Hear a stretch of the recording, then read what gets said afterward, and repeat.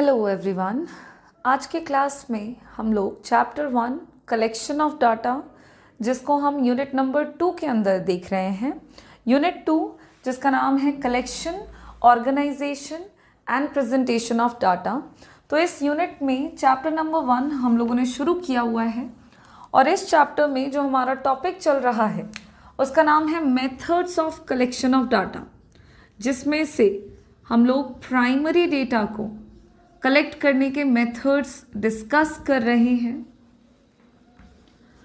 और primary data को collect करने के अब तक हमने 2 मेथड्स डिस्कस कर लिए हैं। एक है आपका डायरेक्ट पर्सनल इन्वेस्टिगेशन मेथड और दूसरा है इनडायरेक्ट ओरल इन्वेस्टिगेशन मेथड। ये दोनों ही मेथड क्या है, किस तरह से हम इन दोनों मेथड में प्राइमरी डेटा का कलेक्शन करते हैं, दोनों मेथड में क्या क्या डिफरेंसेस हैं, हम लोगों ने इतनी बातें कर ली हैं। आज के क्लास में हम प्राइमरी डेटा को कलेक्ट करने के अगले मेथड को डिस्कस करेंगे, जो कि हमारा थर्ड मेथड होगा, जिसका नाम है information through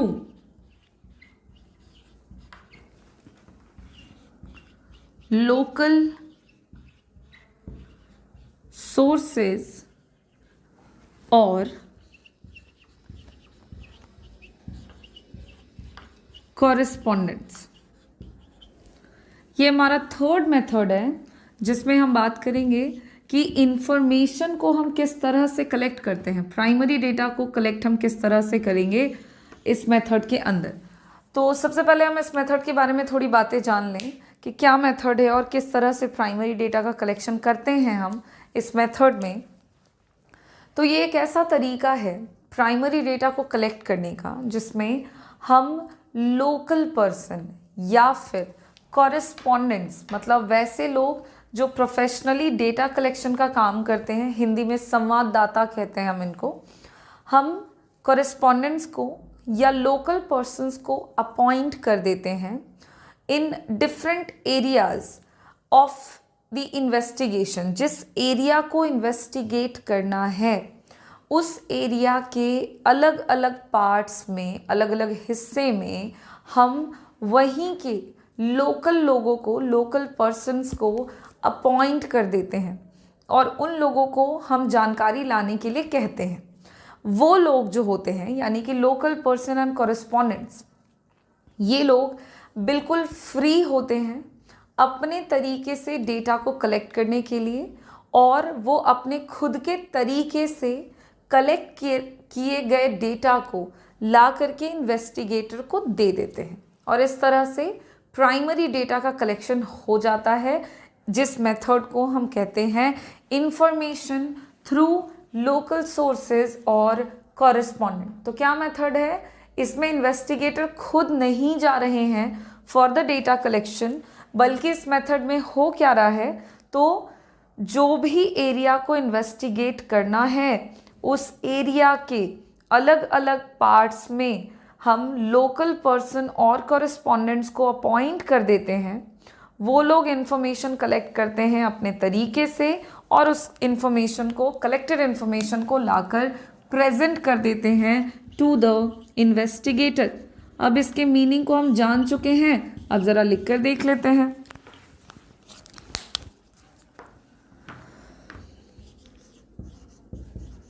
It is a method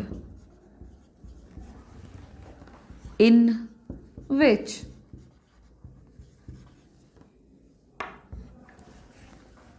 local persons or correspondents are appointed in different parts of area is to be investigated.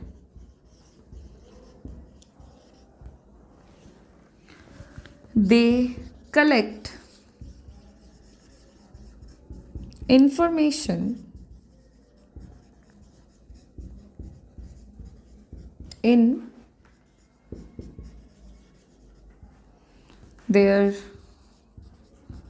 own way and present it to the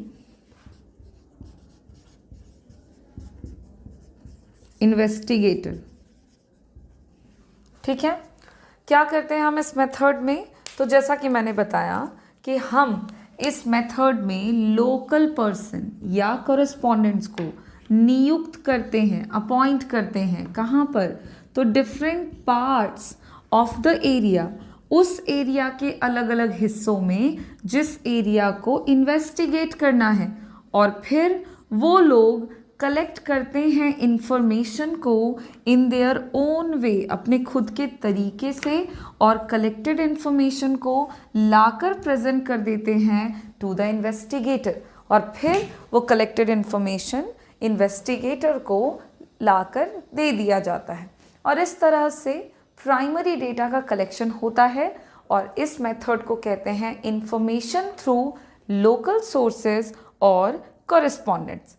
हमें जानना है कि इस मेथड का इस्तेमाल हम कब करेंगे, मतलब इस मेथड की सूटेबिलिटीज़ क्या क्या होंगी, कब हम ऐसा करेंगे कि प्राइमरी डेटा के कलेक्शन के लिए हम खुद ना जाकर किसी लोकल पर्सन या फिर कॉरेस्पॉन्डेंट को हायर करें और उनको अपॉइंट करते हुए उनसे जानकारी मंगवा लेंगे। तो सूटेबिलिटीज़ की बात करें तो सबसे पहला मतलब this method is suitable when the first point of suitability is when the area of investigation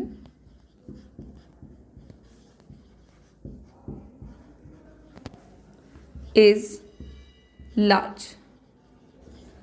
जिस क्षेत्र से हमें जानकारी इकट्ठा करनी होती है, अगर वो एरिया अपने आप में काफ़ी बड़ा है, लार्ज है, मतलब वहाँ पे नंबर ऑफ अवेलेबल आइटम्स उस क्षेत्र में बहुत ज़्यादा हैं, तो फिर उस केस में आपको इस मेथड का इस्तेमाल करते हुए डेटा को कलेक्ट करना होगा, क्योंकि ये मेथड आपको हेल्प करेगा वैसे क्षेत्र में जानकारी प्राप्त करने में जो क्षेत्र अपने आप में काफ़ी बड़ा है। आप खुद ना जाएं, आप वहीं पे व्यक्ति को अपॉइंट कर दें, वो लोग वहाँ से इंफॉर्मेशन कलेक्ट करेंगे और ला करके आपको दे देंगे। So it is a convenient method if the size of the investigated या इन्वेस्टिगेशन एरिया इज़ लार्ज और वाइड।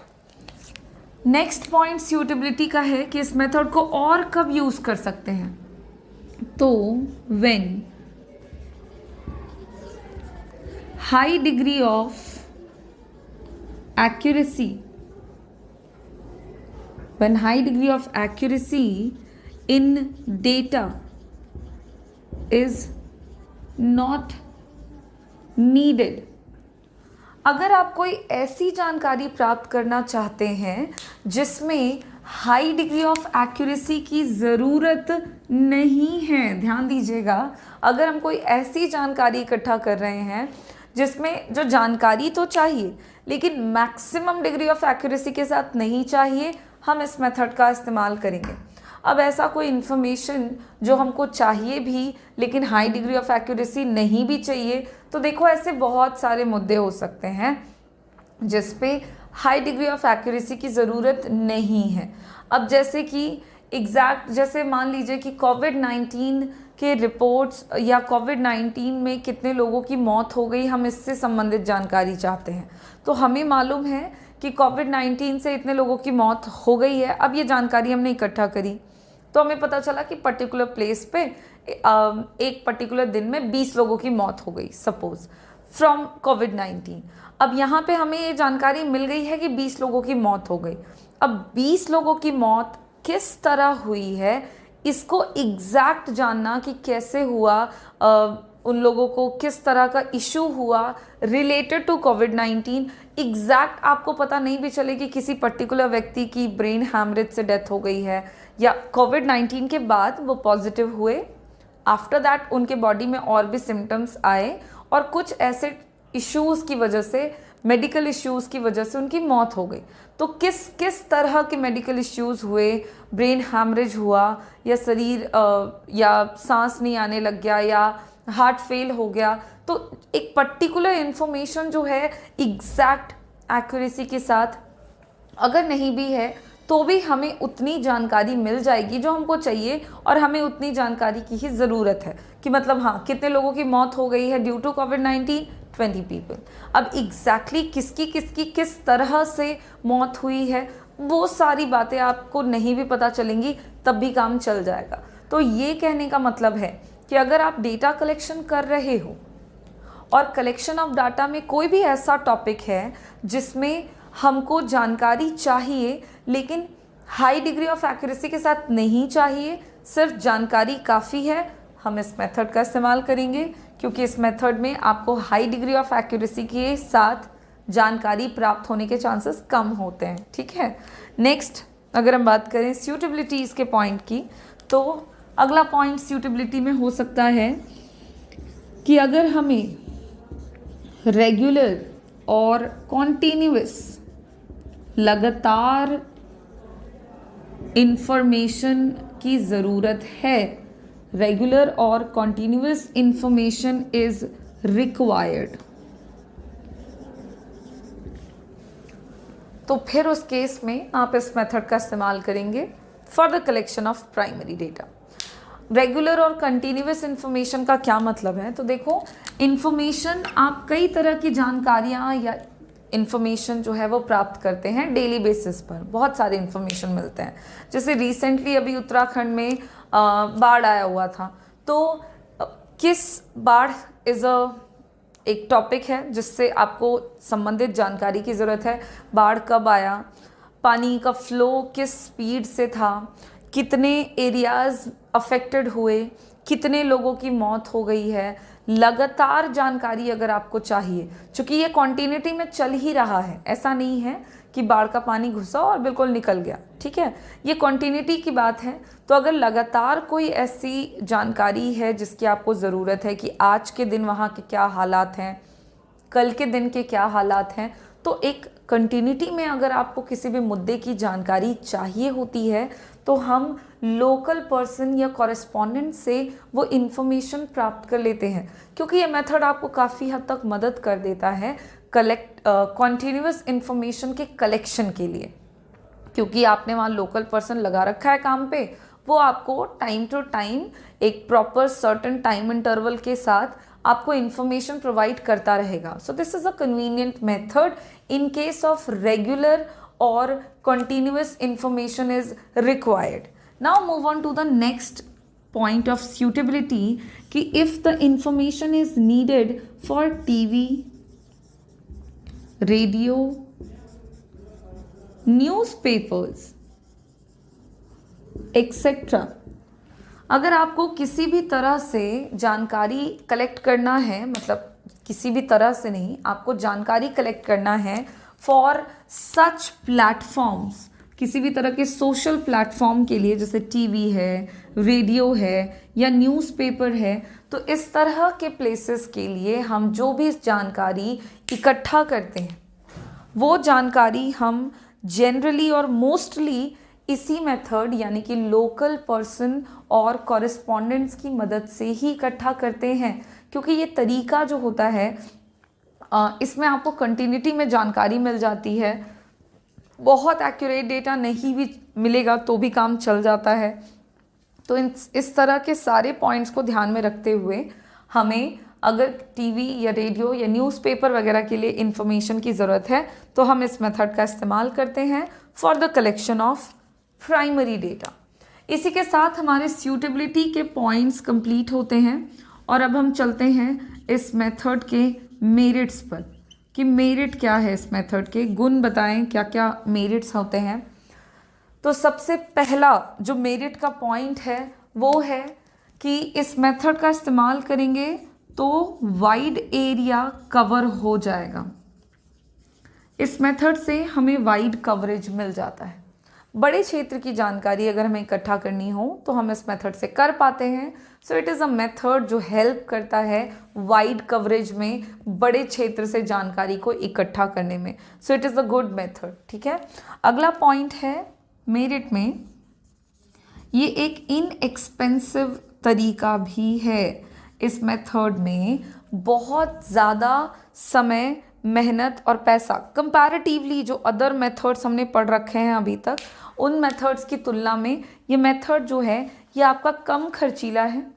इसमें समय, मेहनत, पैसा, ये तीनों के तीनों काफ़ी कम खर्च होते हैं। इनफैक्ट मेहनत और समय, आपका समय थोड़ा जाएगा, मेहनत आपका खर्च नहीं होगा। आपने अपनी जगह पे लोकल पर्सन को काम पे लगा रखा है और आप बस उसको पेमेंट कर रहे हो, चार्जेस दे रहे हो, तो आप उसको उतना ही पे करोगे जितना वो काम कर रहे हैं, उतने ही खर्चे होंगे आपके। तो इनएक्सपेंसिव है ये तरीका, इकोनॉमिकल है काफ़ी हद तक। अगला मेरिट का पॉइंट है कि इस मेथड के इस्तेमाल से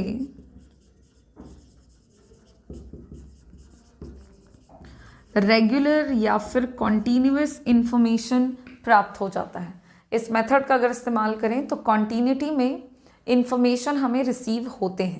जैसे आप किसी भी तरह के मुद्दे पर जानकारी चाहते हैं, जैसे किसी तरह की कोई नेचुरल डिज़ास्टर जैसी स्थिति हो, कोई प्राकृतिक आपदा है, या फिर किसी नेता या बड़े अभिनेता की डेथ हो गई है, या फिर किसी की शादी हो रही है, या कोई किसी दूसरे कंट्री के प्रेसिडेंट आपके कंट्री में आ रहे हैं, तो इस तरह के तमाम मुद्दे, क्रिकेट मैच चल रहा है तो या इलेक्शन का टाइम है, तो कंटिन्यूटी में इस तरह की जानकारी आपको मिल जाती है। और इसी से हमारा अगला पॉइंट निकल कर आता है। नेक्स्ट पॉइंट है आपका कि इस मेथड का इस्तेमाल करते हैं तो हमारा जो स्पेशल पर्पस है वो पूरा हो जाता है। देखिए, अगर आपको किसी भी तरह के स्पेशल पर्पस के लिए डेटा कलेक्शन करना है फॉर स्पेशल पर्पस, तो उस स्पेशल पर्पस के लिए ये मेथड काफ़ी सूटेबल है। किसी भी तरह के खास मुद्दे, जो कि मैं अभी आपको एग्जाम्पल में बता रही थी, किसी भी तरह की कोई नेचुरल डिज़ास्टर हो, किसी की शादी हो रही हो, किसी की बर्थडे पार्टी हो, किसी का कोई क्रिमिनल केस हो, हम अक्सर सुनते रहते हैं। तो इस तरह के सारे मुद्दे अगर हैं, इस तरह के किसी भी तरह के मुद्दे हैं, तो हम उसकी जानकारी इस मेथड का इस्तेमाल करके प्राप्त कर सकते हैं। So this method is suitable for special purpose. और इसी के साथ हमारा इंफॉर्मेशन थ्रू लोकल सोर्सेज और कॉरेस्पॉन्डेंट्स मेथड के जितने भी मेरिट्स हैं वो हमने कवर कर लिए हैं। अब हम बात कर लेंगे कि इस मेथड की डीमेरिट्स क्या क्या हैं। इस मेथड के मेरिट्स तो बड़े हो गए, अब ज़रा जानें कि इस मेथड के डीमेरिट्स क्या क्या हैं, क्या अवगुण है इस मेथड में। तो सबसे पहला पॉइंट, इस मेथड में आपको लैक ऑफ एक्यूरेसी देखने को मिल जाएगी। इस मेथड में जानकारी मिलेगी लेकिन सटीकता की कमी भी होगी उसमें। 100% एक्यूरेसी तो आपको बिल्कुल नहीं मिलने वाला है। और इनफैक्ट ये मेथड ही हम यूज़ वहाँ कर रहे हैं जहाँ पर हमें मैक्सिमम डिग्री ऑफ एक्यूरेसी की ज़रूरत नहीं है। तो ये मेथड आपको अप्रॉक्सीमेट रिजल्ट्स दे सकता है। बहुत एग्जैक्ट जो आइडिया है about any kind of information, वो आपको एग्जैक्ट ना देकर अप्रॉक्सीमेट में रफ आइडिया जो है वो प्रोवाइड करता है। तो लैक ऑफ एक्यूरेसी आपको देखने को मिल जाती है। उसी के साथ अगला डिमेरिट का पॉइंट है कि इस मेथड में आपको नो ओरिजिनलिटी, वास्तविकता की भी भारी मात्रा में कमी देखने को मिलती है। ज़रूरी नहीं है कि लोकल सोर्सेज और कॉरेस्पॉन्डेंट्स मेथड का इस्तेमाल करते हुए हम जो डेटा का कलेक्शन करें वो बिल्कुल ओरिजिनल हो, ऐसा नहीं होता है। ओरिजिनल डेटा आपका जनरली इसलिए नहीं ऑब्टेन हो पाता है क्योंकि जो रिस्पॉन्डेंट्स हैं उनके साथ लोकल सोर्सेज हर बार डायरेक्ट कांटेक्ट नहीं करते हैं। चूँकि हमने लिखा है इसके मीनिंग में कि इंफॉर्मेशन को कलेक्ट करते हैं वो अपने खुद के तरीके से। अब खुद का तरीका कुछ भी हो सकता है। They are not restricted or bounded with a particular method to collect data. ये अपने से कोई भी तरीका यूज़ कर सकते हैं for the collection of primary data। तो हो सकता है कि पर्सनल कांटेक्ट नहीं हो रहा हो, जिस केस में ओरिजिनलिटी आपको देखने को कम मिलती है इस मेथड में।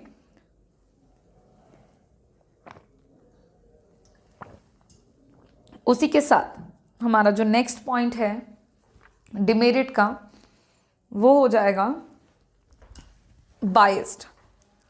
ये एक ऐसा तरीका है जो कि बायस्ड भी हो सकता है, मतलब इस मेथड में बायसनेस के चांसेस हैं,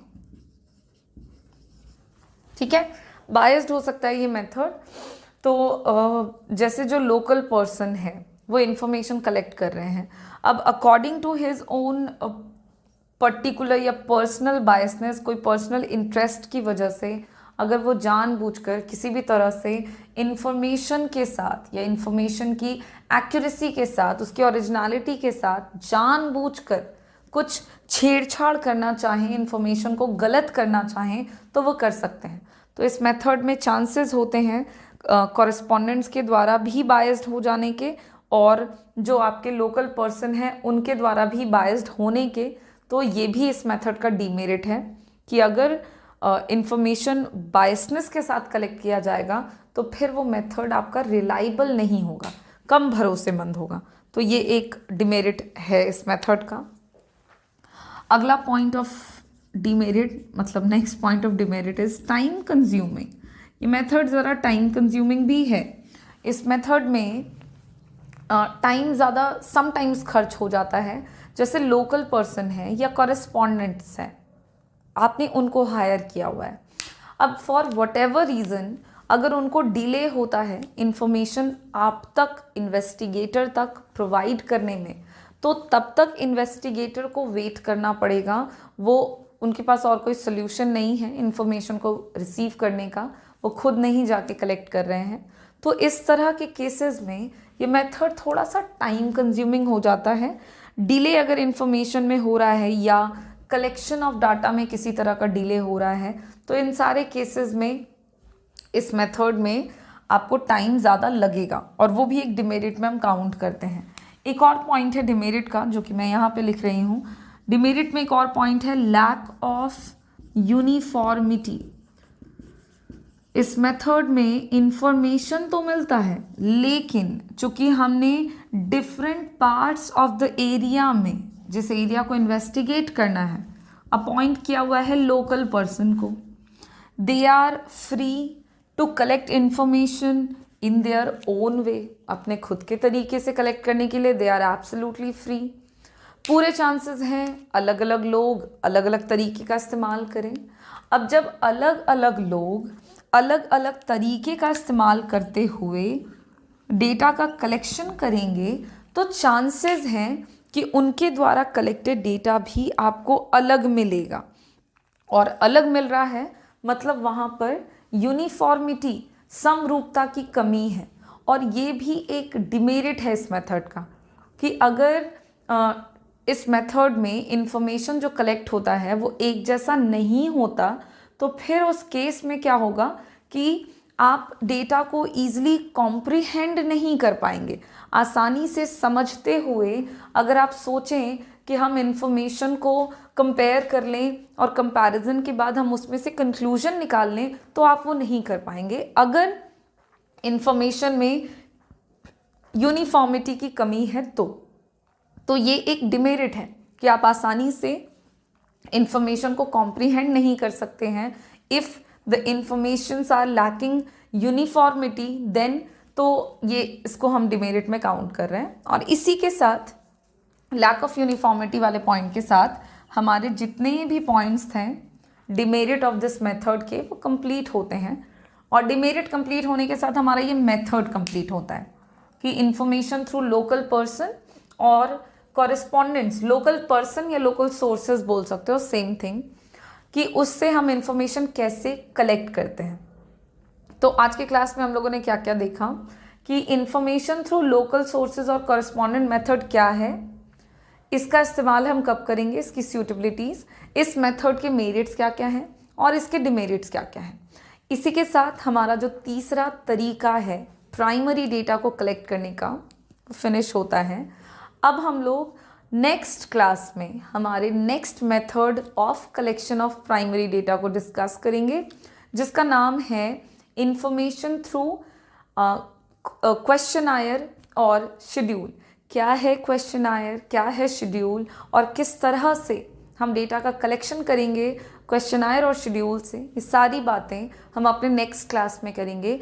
आज की क्लास में आप सबका काम है थर्ड मेथड को अच्छे से पढ़कर इसकी सूटेबिलिटीज़, मेरिट, डिमेरिट, सारे पॉइंट्स को अच्छे से समझ लेना।